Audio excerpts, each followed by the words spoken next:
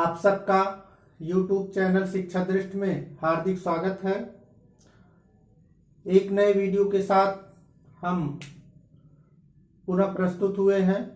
आज हमारा जो टॉपिक है वह है वैयक्तिक भिन्नता। वैयक्तिक भिन्नता, वैयक्तिक विभिन्नता, इंडिविजुअल डिफरेंसेस, ये क्या है इसको समझना है। बीएड, एमएड, बीटीसी के साथ साथ जो सुपर टेट की परीक्षा होती है, उस सुपर टेट की परीक्षा में इंडिविजुअल डिफरेंस ये सबसे पहला टॉपिक बनकर भी हमारे सामने आता है। परीक्षाओं में प्रश्न पूछा जाता है, इसलिए हम वैयक्तिक विभिन्नता पर विशेष चर्चा करना चाहते हैं। इसके पहले हम दर्शन के कई टॉपिक पे चर्चा कर चुके हैं। डिस्क्रिप्शन बॉक्स में लिंक भी दिया है। मनोविज्ञान के भी बहुत से वीडियो बनाए गए हैं, उसको भी आप देख सकते हैं। हम वैयक्तिक विभिन्नता के विषय में जानते हैं। सर्वप्रथम वैयक्तिक विभिन्नता का जो प्रयोग करने वाले मनोविज्ञान के जानकार जिसका नाम आता है वह है गाल्टन। गाल्टन ये फ्रांसीसी मनोवैज्ञानिक थे। इन्होंने सर्वप्रथम वैयक्तिक विभिन्नता शब्द का प्रयोग किया। वास्तव में वैयक्तिक विभिन्नता होती क्या है, किसको कहते हैं, इसको जानना जरूरी है। टायलर का नाम आता है, सबसे प्रसिद्ध जो परिभाषा दी गई है। टायलर कहता है कि शरीर के रूप, रंग, आकार, कार्य करने की गति, बुद्धि, ज्ञान, उपलब्धि, रुचि, जितने भी मनोविज्ञान के शब्द हैं, इन सब में लक्षणों में जो भिन्नता पाई जाती है उसको वैयक्तिक विभिन्नता कहते हैं। वैयक्तिक भिन्नता कहते हैं। क्या क्या है इसमें? रूप, रंग, ज्ञान, रुचि,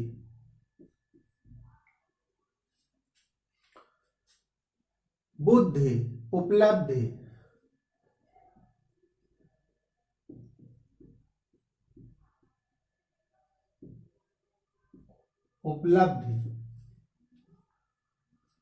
इसके साथ साथ कार्य करने की गति, आकार,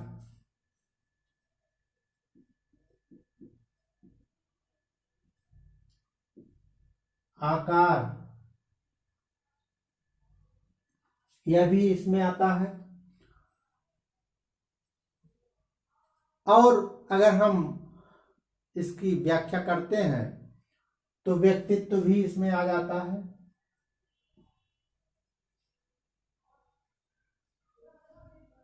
इन सब में जो भिन्नता होती है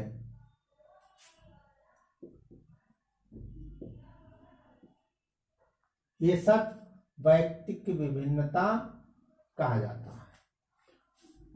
रूप, रंग, ज्ञान, रुचि, आकार, बुद्धि, उपलब्धि, गति, कार्य, व्यक्तित्व, ये सब वैयक्तिक विभिन्नता के लक्षण हैं।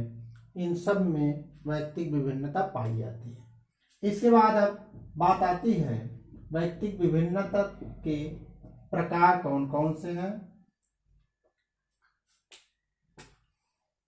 वैयक्तिक विभिन्नता के प्रकार, इसमें बहुत से प्रकार हैं। पहला है भाषा के आधार पर। भाषा के आधार पर बहुत से छात्र हैं, छात्राएं हैं। भाषा के आधार पर वैयक्तिक विभिन्नता देखने को मिलती है। भाषा के आधार पर जो वैयक्तिक विभिन्नता आती है उसमें इसी भाषा के आधार पर अपने विचारों को अभिव्यक्त करते हैं। और जैसे जैसे भाषा परिवर्तित होती है उनकी वैयक्तिक विभिन्नता भी बदलती जाती है। शारीरिक, सामाजिक, मनोवैज्ञानिक आवश्यकताओं की पूर्ति इसी भाषा के आधार पर होता है। तो यह भी विभिन्नता देखने को मिलती है। लिंग के आधार पर,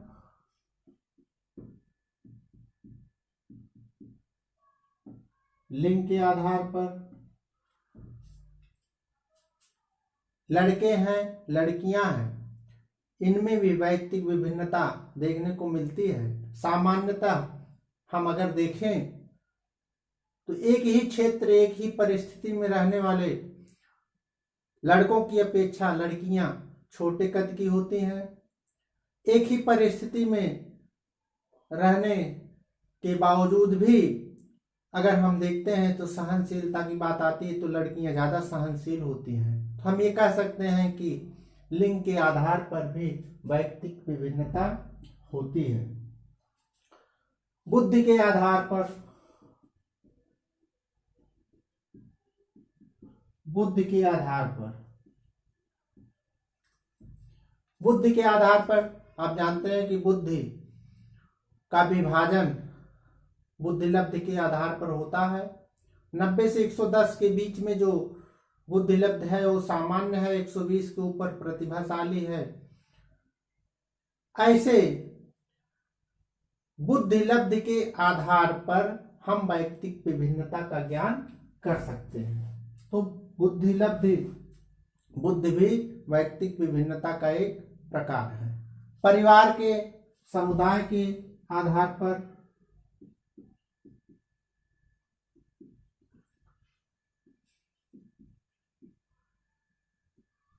परिवार समुदाय के आधार पर,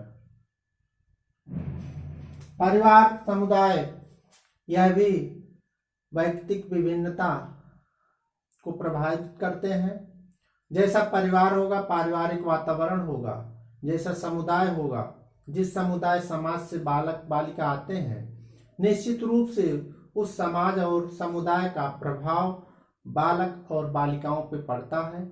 जो जिस समाज से आता है, जिस समाज में जैसी स्थिति रहती है, जैसा व्यवहार होता है, वैसे वहाँ की छात्र और छात्राएं भी होती हैं, बालक बालिकाएं होती हैं। इसलिए एक प्रकार परिवार और समुदाय भी है।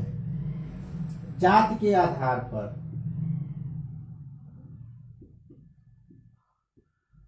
विभिन्न जातियां भी वैयक्तिक विभिन्नता को प्रभावित करती हैं। तो हम कह सकते हैं कि जातियां भी वैयक्तिक विभिन्नता का एक प्रकार है। निम्न जातियां, उच्च जातियां, मध्यम जातियां, ब्राह्मण, क्षत्रिय, वैश्य, शूद्र, ऐसे बहुत से जाति संप्रदाय हैं जिसके आधार पर वैयक्तिक विभिन्नता प्रभावित होती है। यह भी एक प्रकार है। संवेग के आधार पर, संवेग, संवेगात्मक परिपक्वता, संवेग यह भी वैयक्तिक विभिन्नता का प्रकार है।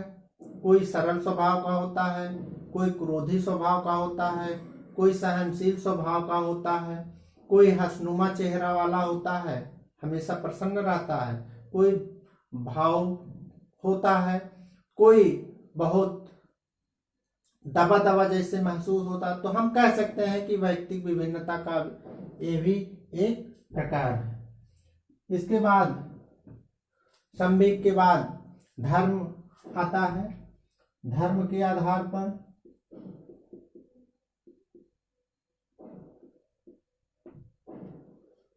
विभिन्न धर्म वैयक्तिक विभिन्नता को प्रभावित करते हैं, यह भी एक प्रकार है।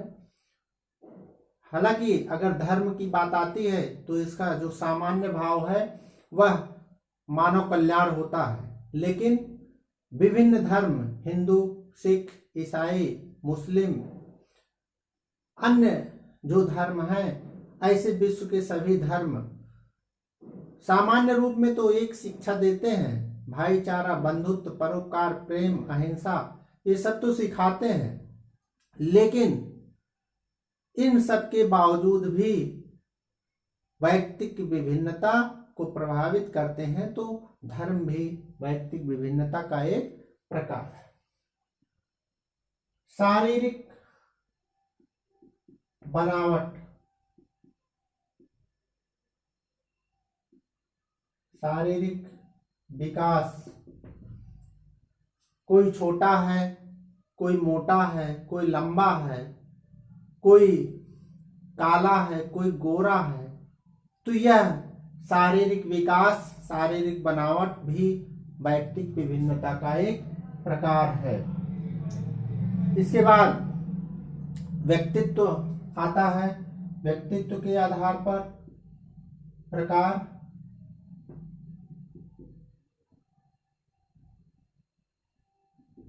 व्यक्तित्व कोई अंतर्मुखी होता है, कोई बहिर्मुखी होता है।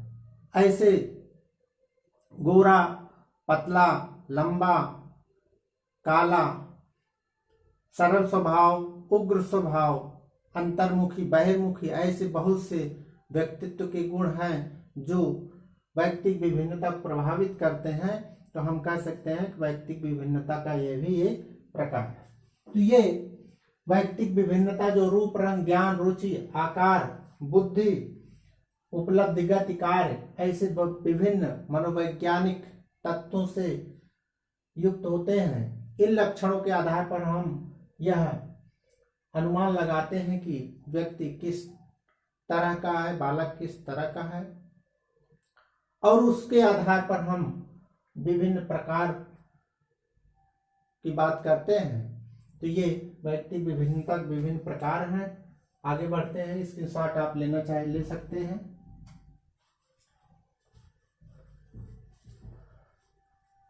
वैयक्तिक विभिन्नता को जानना हर शिक्षक के लिए बहुत आवश्यक होता है।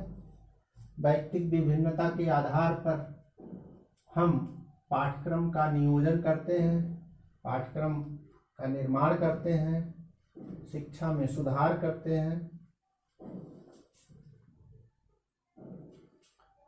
वैयक्तिक विभिन्नता के कारण, कारण कौन कौन से हैं वैयक्तिक विभिन्नता के?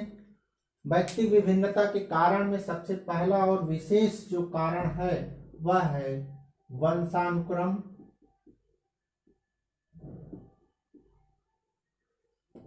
और दूसरा है वातावरण। वंशानुक्रम, वातावरण। तीसरा है आयु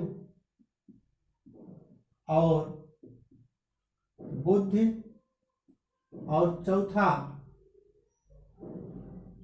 जो महत्वपूर्ण कारण है वह है परिपक्वता।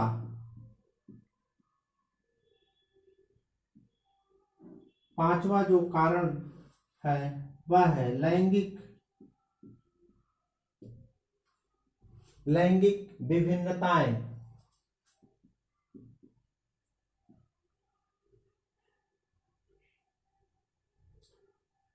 ये वैयक्तिक विभिन्नता के कारण है।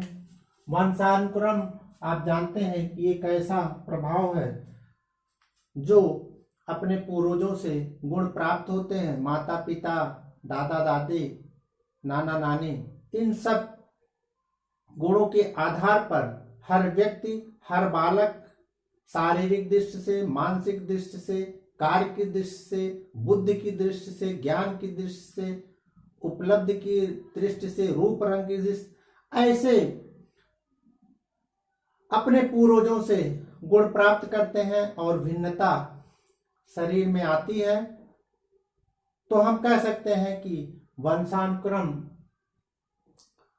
वैयक्तिक विभिन्नता को प्रभावित करते हैं, और वैयक्तिक विभिन्नता वंशानुक्रम के कारण बदल जाती है। वातावरण की बात आती है, वातावरण भी वैयक्तिक विभिन्नता को प्रभावित करते हैं। वैयक्तिक विभिन्नता वातावरण के कारण प्रभावित होती है। बालक बुद्धि, बालक का जाति, उसका समाज, उसका परिवार, उसका धर्म, यह सब परिस्थितियां समाज निर्धारित करता है और वो जिस समाज से, जिस परिस्थिति से आते हैं वो ऐसा व्यवहार करते हैं। तो जो प्रमुख कारक है वह वंशानुक्रम और वातावरण है, जो वैयक्तिक विभिन्नता को प्रभावित करते हैं और इसके द्वारा वैयक्तिक विभिन्नता निर्धारित भी होती है। आयु है, बुद्धि है। आयु जैसे बढ़ती है, अनुभव धीरे धीरे आता रहता है। विभिन्न स्तर पर विभिन्न आयु के बालक बालिकाएं अलग अलग ढंग से अपना व्यवहार करते हैं। जैसे जैसे आयु बढ़ेगी व्यवहार करने के तरीके बदलते जाते हैं। जैसे जैसे आयु बढ़ेगी बुद्धि लब्धि भी बढ़ जाती है, अक्सर देखा जाता है। तो बुद्धि लब्धि और आयु यह भी वैयक्तिक विभिन्नता प्रभावित करते हैं। तो यह भी महत्वपूर्ण कारक है। परिपक्वता की बात आती है। परिपक्व जैसे जैसे बालक और बालिकाएं होते हैं वैसे उनकी कार्य करने की शैली बदल जाती है। लैंगिक विभिन्नताएं हैं, लैंगिक विभिन्नता भी प्रभावित करते हैं। लड़के हैं, लड़कियां हैं, ये अलग अलग ढंग से कार्य करते हैं। अगर हम लेखन शैली की ही बात करें तो लड़कियों की हैंडराइटिंग लड़कों की अपेक्षा ज्यादा सुंदर देखी जाती है। चित्रकारी, सजावट करने की बात आती है तो उसमें भी लड़कियां लड़कों की अपेक्षा अच्छी मानी जाती हैं। गणित लगाने में, हल करने में लड़कियां लड़कों की अपेक्षा कमजोर होती हैं। ऐसा हम अक्सर शोध में देखते हैं। सहनशीलता की दृष्टि से देखा जाए तो लड़कों की अपेक्षा लड़कियां ज्यादा सहनशील होती हैं। तो हम कह सकते हैं कि लैंगिक विभिन्नताएं, परिपक्वता, आयु, बुद्धि, वंशानुक्रम और वातावरण ये वैयक्तिक विभिन्नता को प्रभावित करते हैं और इसके द्वारा वैयक्तिक विभिन्नता निर्धारित होती है। इसके बाद हम आगे बढ़ते हैं, वैयक्तिक विभिन्नता के महत्व पे चर्चा करते हैं। महत्व क्या है? जो सबसे ज्यादा महत्व हमको देखने को मिलता है वह औद्योगिक मनोविज्ञान, शिक्षा मनोविज्ञान और बाल मनोविज्ञान में सबसे ज्यादा महत्व हमको देखने को मिलता है। वैयक्तिक विभिन्नता को बिना जाने, बिना पहचाने हम सही ढंग से बालकों का विकास नहीं कर सकते। उद्योगों में वैयक्तिक विभिन्नता के आधार पर नियुक्तियां होती हैं। शिक्षा मनोविज्ञान में वैयक्तिक विभिन्नता के आधार पर ही हम बालकों के लिए अलग अलग व्यवस्था बनाते हैं, पाठ्यक्रम का निर्माण करते हैं। जो जिस क्षेत्र में जाना चाहता है उसके लिए हम वैसी व्यवस्था देना चाहते हैं। लेकिन जब तक वैयक्तिक विभिन्नता का अध्ययन नहीं करेंगे तब तक हम उनके लिए व्यवस्था नहीं दे सकते। तो वह सबसे बड़ा जो महत्व है वह व्यक्तियों के वर्गीकरण करने में, ये पहला महत्व है। व्यक्तियों के वर्गीकरण में, छात्रों के वर्गीकरण में, शिक्षक क्षेत्र में,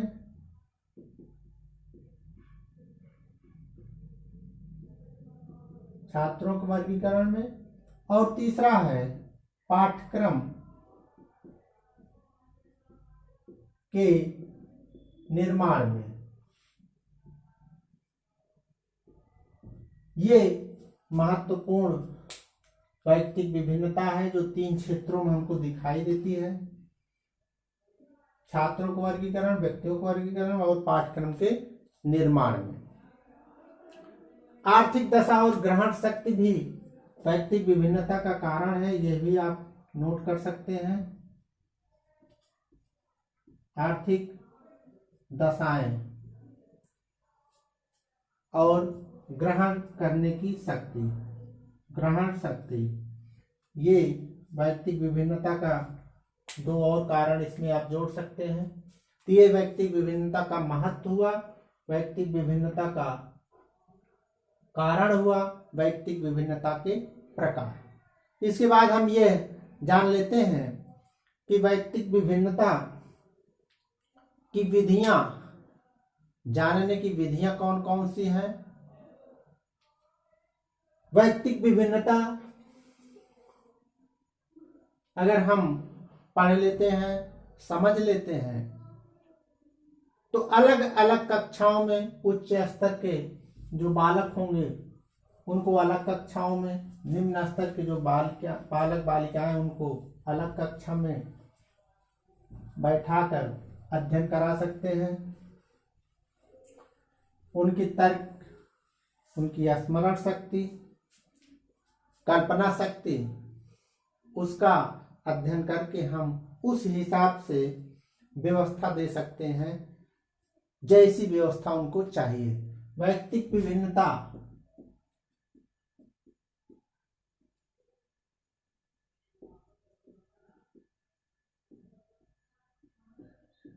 जानने की विधियां कौन कौन सी विधियां हैं, इसको हम जान लेते हैं। वैयक्तिक विभिन्नता जानने की विधियां, सबसे पहले जो विधि है वह है बुद्धि परीक्षण। आप सब जानते हैं कि बुद्धि परीक्षण के आधार पर, बुद्धि लब्धि के आधार पर हम वैयक्तिक विभिन्नता जान सकते हैं। सर्वप्रथम स्टर्न ने बुद्धि लब्धि निकालने का तरीका बताया, बुद्धि लब्धि के सिद्धांत बताए। स्टर्न जर्मनी का मनोवैज्ञानिक था। बार बार पूछा जाता है बुद्धि लब्धि बताने तरीका कौन बताया था। इन्होंने बुद्धि लब्धि का जो सूत्र बताया वह था मानसिक आयु बटा आयु, मानसिक आयु तथा शारीरिक आयु गुणे 100। इसको एमए बोलते हैं और इसको सीए बोलते हैं। इस हिसाब से बुद्धि लब्धि निकाली जाती है और बुद्धि लब्धि जिसकी ज्यादा होगी उस हिसाब से हम अलग अलग कैटेगरी का निर्धारण करते हैं। सामान्य बुद्धि लब्धि 90 से लेकर 110 मानी जाती है। 110 से ऊपर जब हम बढ़ते हैं तो बुद्धि लब्धि के आधार पर उनको प्रतिभाशाली, अति प्रतिभाशाली, अन्य स्तरों में डिवाइड करते हैं। इसके बाद अगला जो तरीका है वह है उपलब्धि परीक्षण। उपलब्धि परीक्षण के आधार पर इससे भी हम जानते हैं। उपलब्धि परीक्षण कक्षा में विभिन्न विषयों की परीक्षाएं होती हैं, वार्षिक परीक्षाएं, अर्धवार्षिक परीक्षाएं, त्रैमासिक परीक्षाएं, यूनिट टेस्ट। ये जो परीक्षाएं होती हैं अलग अलग विषयों की, इससे हम जो प्राप्त अंक है उससे अंदाजा लगा लेते हैं कि वह बालक किस कैटेगरी का है, वो तेज है कि मध्यम है कि निम्न है। तो यह भी वैयक्तिक विभिन्नता जानने का एक तरीका है। व्यक्तित्व का मापन,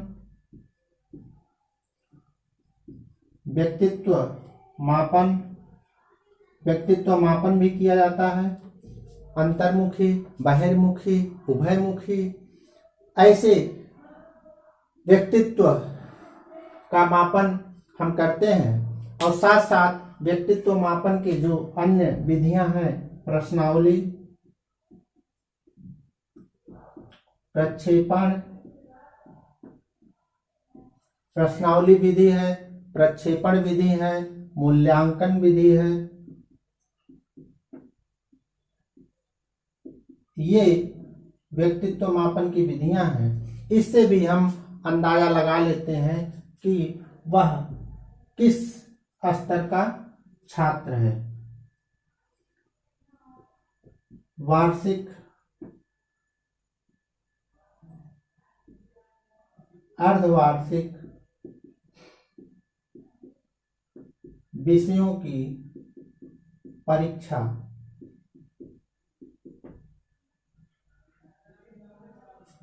इसके बाद जो अगली विधि है वह है व्यक्ति इतिहास विधि।